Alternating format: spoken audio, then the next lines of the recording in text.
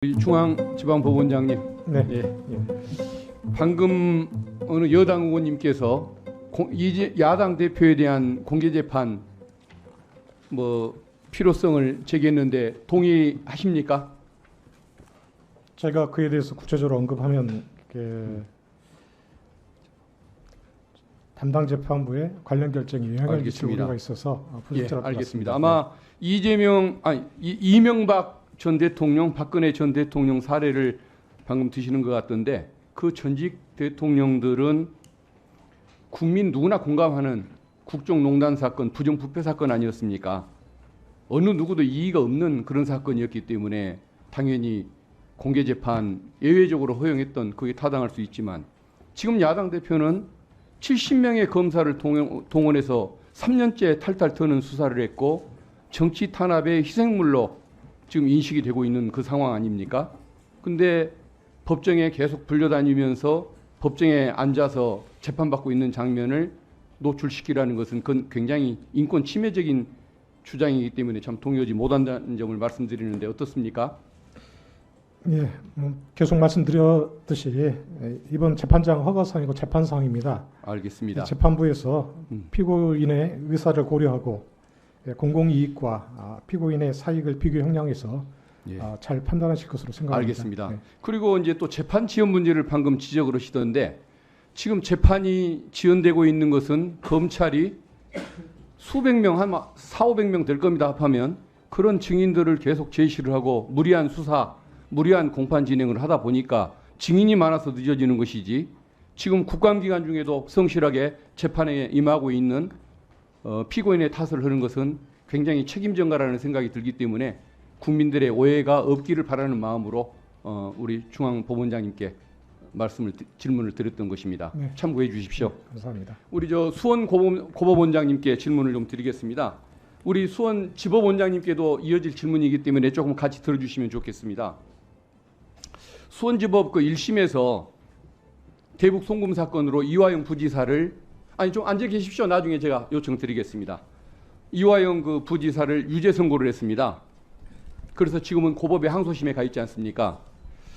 근데 이 사건은 김성태 쌍방울 회장 김성태의 진술이 결정적인 역할을 했던 사안입니다. 근데 유죄가 1심에서 선고된 이후에 법정 밖에서 또는 그 이후에 제시되는 수많은 증거들이 나오고 있습니다. 예를 들면 1심 판결 이후에 필리핀 마닐라에서 돈을 받았다는 그 북한의 리오남, 그 사람은 범죄 현장에 온 적도 없다는 증언들이 수없이 나오고 있습니다.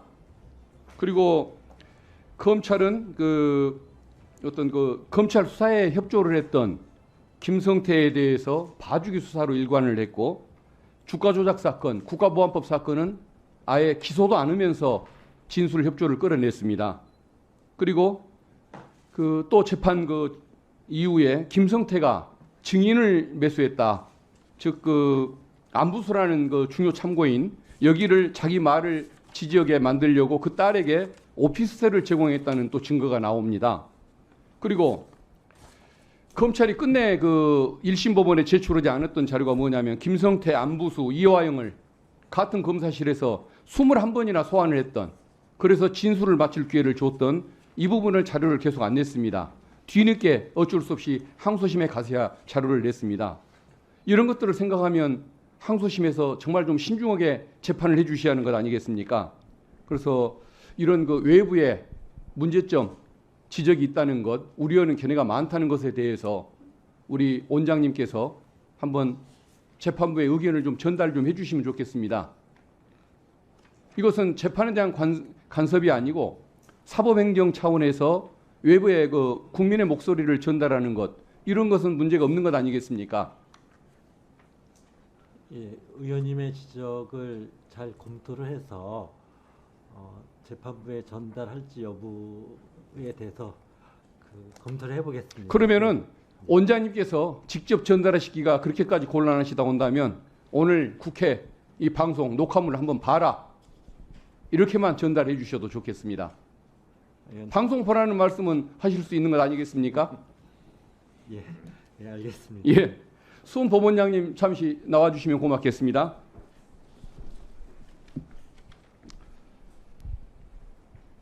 이화영 부지사에 대해서 그 대북 송금 사건 1심 유죄를 선고했던 원심 재판부 수원지법 아닙니까? 예, 그렇습니다. 근데 그분이 또 하필이면 이재명 대표에 대한 사건을 또 맡았습니다. 이미 그 1심에서 이재명 대표에 대해서까지도 유죄의 심증을 드러냈던 재판부입니다. 근데 굳이 그 재판부가 계속 재판을 맡겼다고 고집하는 것, 그게 타당한 것인지 모르겠습니다. 어떻게 생각하십니까?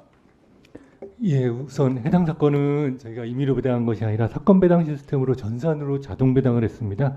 그 과정에서 배당권자의 임의성이 개입한 바가 없습니다. 그래서 아까도 말씀드렸지만 지금 관련 법령이나 예규에 공범에 대해서 재판한 경우를 제적 사유나 배당 제외 사유로 명확히 규정하고 있지 않습니다. 이러한 상황에서 공범에 대해서 재판을 했다는 이유로 특정 재판부를 배당에서 제외하면 오히려 배당의 공정성에 대한 오해를 불러올 우려가 있다고 판단을 해서 배당에서 배제하지 않고 공정하게 전산으로 자동 배당을 하게 되었습니다. 근데 그분이 1심 재판을 한 이후에 아까 제가 수원 고법원장님께 질문 드렸던 것처럼 돈을 받았던 사람이 현장에 있지도 않았던 증거들이 국정원 문건, 통일부 문건, 북한의 공문, 경기도 문건 등에 의해서 나타나고 여러 참고인에 의해서 진술이 되고 있습니다. 그러면은 그것은 그분이 어떤 의도를 가지고 얼마나 정확한 재판하려고 노력했는지는 모르겠지만은 어쨌든 객관적인 자료와 어긋나는 결과인 것이 드러나면서 불신을 초래하고 있는데, 그렇다면 오해를 피하기 위해서라도 재배당을 한번 고려해 줄 만도 한 것 같은데 왜 계속 하신다고 그러는 걸까요? 예, 그 판결 이후에 새로운 증거가 제출됐다면, 예, 새로운 증거가 제출됐다면 그 후행 사건에서 해당 재판부가 새로운 증거까지 종합해서 종전 결론에 얽매이지 않고 공정하게 판단하고 심리할 것으로 생각합니다. 진실에 적은 거짓이 아니고 편견이라는 말이 있지 않습니까? 그 정도의 편견을 가지고 있으면 그걸 깨는 것이 얼마나 쉬운 일일지 저는 좀 우려스럽습니다. 어쨌든 그 법적인 회피 사유가 규정에 명백하지 않은 것들도 재배당하는 사례가 좀 있지 않습니까? 오해를 피하기 위해서. 그런 사례들이 있는 통계를 봤는데요. 그런 사유가 없다고는 말씀드리지 못할 것 같습니다. 그러니까 그런 사례가 있는 것을 옛날에 어느 의원님이 제기해서 그런 사례를 봤는데, 이것들도 좀 그런 식으로 재배당을 하는 방안에 대해서 한번 좀 조언을 해주시면 어떨까 싶습니다. 예, 재배당은 원칙적으로 해당 재판장이 재배당을 요구해야. 예, 그러면은 직접 검토할 수 말씀하시기가 곤란하면 이 방송이라도 한번 보도록 그렇게 전달 좀 해주시면 고맙겠습니다. 알겠습니다. 예, 네. 잘 알고 있겠습니다. 예, 지금 수원지법 법원장이십니까? 예, 그렇습니다. 그 박균택 의원님 질의와 무관하게 위원장으로서 한 말씀 좀 드리겠습니다. 잘 들어주시기 바랍니다.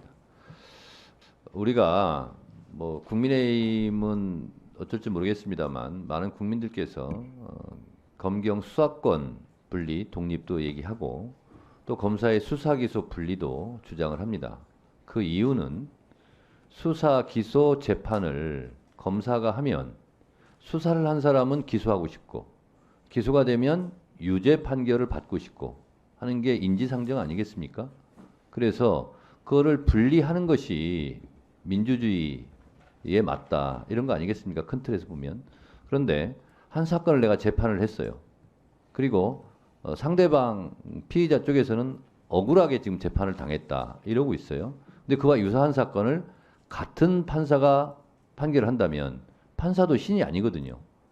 그러면 여러 가지 편견을 가질 수 있고 선입견을 가질 수 있습니다. 저는 그래서 재판에 대한 유불리를 떠나서 이런 경우는 다른 판사가 재판을 하는 것이 맞지 않나 이런 생각이 드는데, 이거는 신급제도하고도 똑같습니다. 예를 들어서 1심 판사가 그 똑같은 사건을 승진의 개념은 아니겠지만 고등법원 판사가 돼가지고 자기가 판결한 걸 똑같이 2심에서 판결한다면 1심과 달리 판결하면 본인이 1심에서 잘못 판결했다는 것을 스스로 인정하는 꼴이 된데 그게 될 수 있겠느냐 이런 문제가 발생하거든요. 그래서 저는 재판부의 관례나 제도 이런 것도 중요하겠지만 실제로 이런 경우는 실제로 오해 소지도 있기 때문에 그걸 불식시키기 위해서라도 저는 자동 배당 됐기 때문에 우리는 할 일 다 했다. 이렇게만 말씀하시기에는 좀 무리가 있는 사안이 아닌가. 저는 그렇게 개인적으로 생각을 합니다. 그래서 이거는 법원에서 잘 스스로 판단해 볼 문제가 아닌가 이런 생각이 들고 이번 사건뿐만 아니라 다른 여타의 사건도 저는 마찬가지라고 생각을 합니다. 컴퓨터로 자동 배당을 했겠죠. 그렇지만 그것이 이런 문제가 있다. 그러면 그거를 다시 수정할 수도 저는 있는 문제다 이렇게 생각을 합니다.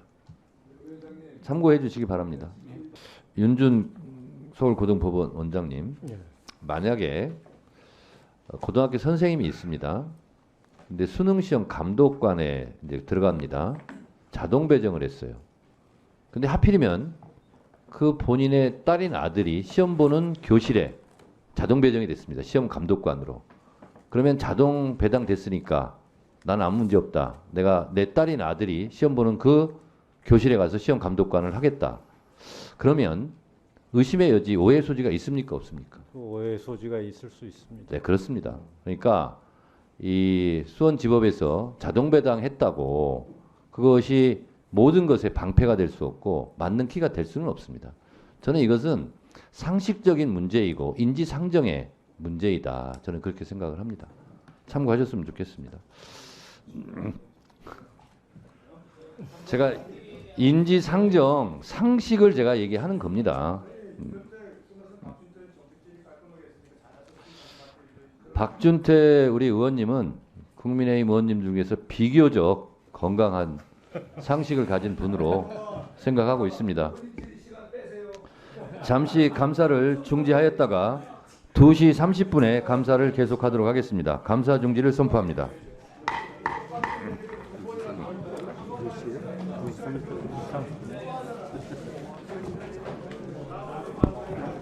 박준태 의원님을 괜히 칭찬하게 됐네요.